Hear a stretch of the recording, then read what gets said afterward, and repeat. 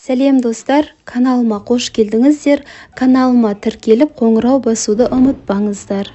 Бүгін сникерс тортының рецебімен бөлісемін. Осы рецеппен жасасаңыз, сіздің де тортыңыз өте дәмді, керемет шығады.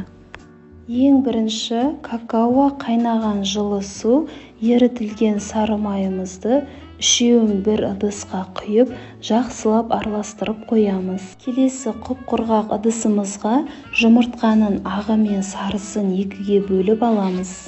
Жұмыртқаның ағын 2 есе үлкейіп ағарғанша тоқтаусыз миксерлейміз.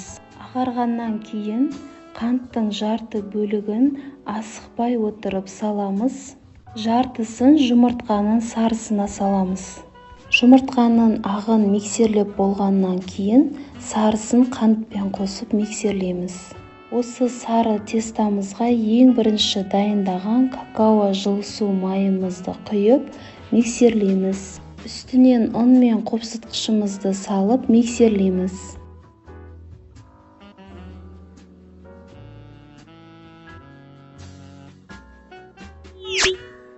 Тестамыз басылып қалмау үшін астыдан жоғарыға қарай араластырамыз.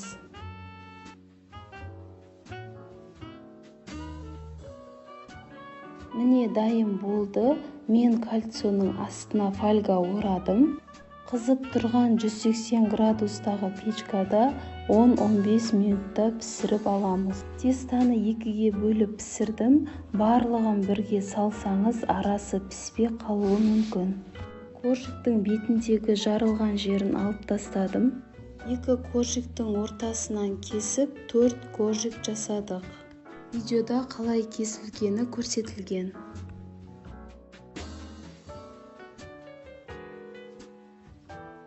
Бізге қуырылған арахис керек.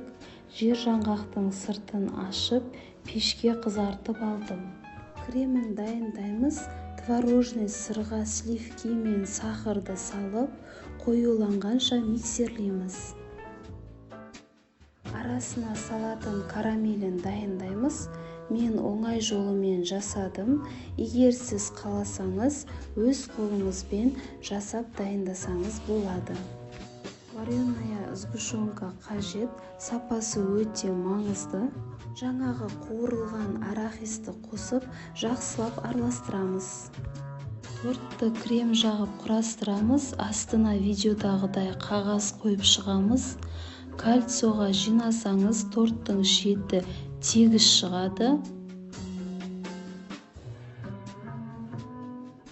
Кремін салып жаққаннан кейін карамелін салып, коржик қойып, осылай кезекпен жасай бересіз.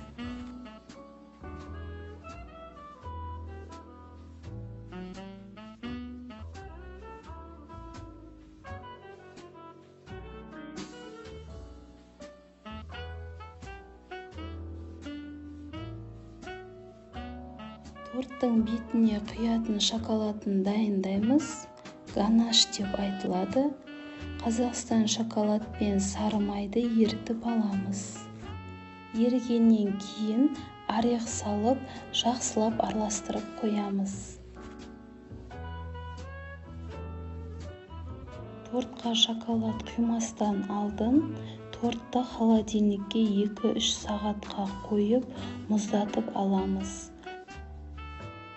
Сонда ғана шоколад жақсы құйылатын болады. Мұқият қарасаңыздар, видеода барлығы түсінікті көрсетілген.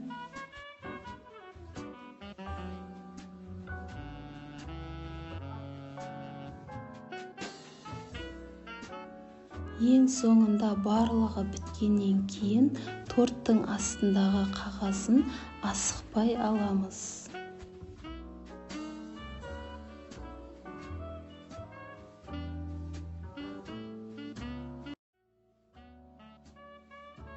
Сникерс торты дайын болды. Көріп тұрғандарыңыздай арасы да жақсы шыққан, дәмі де өте керемет. Осы рецеппен дайындап көріңіздер. Егер менің рецебім сіздерге ұнаса, лайк басуды ұмытпаңыздар. Ас дәмді болсын.